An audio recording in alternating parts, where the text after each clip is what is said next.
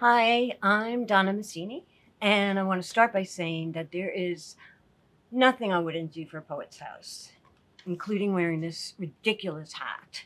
Poets House to me has always been like a home. It is a home, open, inclusive, welcoming. From the little beginnings at the high school in, I guess it was Chelsea, to the beautiful space on Spring Street, and now here, Battery Park City. I brought a little something for show and tell. This is my little Poets House card, and you can see on the back, maybe, it says member Donna Masini expires never.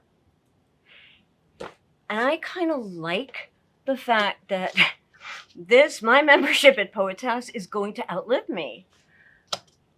Anyway, so the poet I'm going to choose for many, many, many reasons is June Jordan, especially given this time. One of the things I love and appreciate about June is she was always able to write out of the moment, write with complexity in a layered and um, really surprising way out of what was happening in the moment in a way not a whole lot of people can do. I wanted to read a poem about my rights, but it's way too long. And so I was thinking about June, what characterizes her poems. It's just a fierce attention, and whatever June writes, you can tell she cares, and you can tell there's love fueling those poems. And so I'm reading an older poem from June. This is from the Essential June Jordan, which was edited by Jan Hiller-Levy and Christoph Keller pretty recently. So I'm going to read Roman poem number 13 for Eddie. Only our hearts will argue hard against the small lights letting in the news. And who can choose between the worst possibility and the last?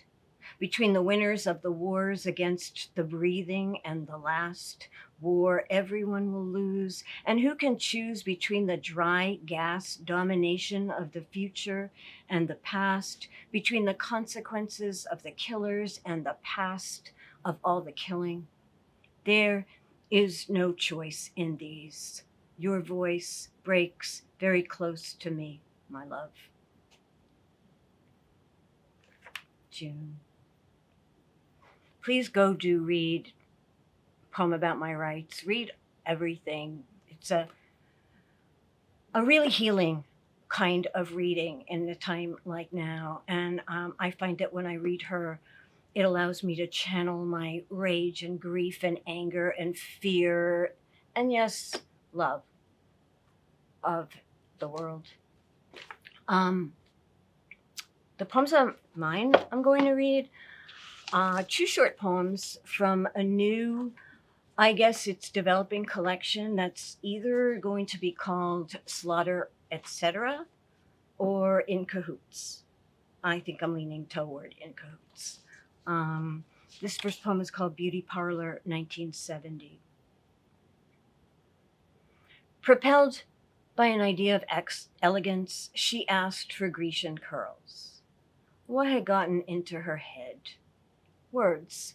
She'd never looked more unlike herself, a face attached to a concoction of locks, more construction than girl, aquanet confabulation. Reflections of women in the mirror before her nod and dry under hoods, drift like astronauts through magazines. Life, look, pink curlers nestle like baby pigs. Beauticians line up in turquoise smocks, silver clips clipped to their pockets. She'd wanted tendrils, but were these tendrils snaking her face like? Everything was like something. Reminded her of what? Was that her open-mouthed yowl in the mirror? She was a shield, a model of painted rage, head bobbing in the aqua mists of someone else's conflagration. Rhinestone tiara pinned to her hair. What did she know of beauty? Her face launched no ship. She dreamed she went to Vietnam in her maiden form bra. Nose in a book, she bashed herself into mythic windows with their curtain-parting apocalypses, holding up her legendary head and epic neck stuck to a poster board, an hourglass of disaster inside her. Napalm, the burning girl, the paper boy dead. Life, look, is that a propeller on her head? She was not the first to love and despise the likes of Achilles, poor stupid raging boy coming at her with his war cry to slaughter her with her own mirror. And this next poem is called Prayer. Her mind wanders, full of what she calls detritus. She wonders whether anyone uses the nylon sheath that covers a new umbrella, or how rarely she turns the correct burner knob on the first try, and why, when 9 took ages to spin on a rotary phone, we dialed 911 in an emergency. She thinks she should be thinking about important things like wildfires raging in Oregon, but what can she do about wildfires in Oregon except watch the smoldering satellite view on the Times website repeating gusts of smoke spewing from the core of fire, watching disaster turn abstract? How like Guston, in its play of pinks and reds and grays, these wind-driven fronts of flame collapse, updraft, spinning vortices of fire and air, pumping heat, miles, acres, heights, speed, trees, lives. She can't fathom the numbers. Words, words, words. How helpless her mind is. When she hears a siren, she says a quick prayer, habit of childhood, opens her flimsy parasol of thought over the suffering, and wanders on. Thank you.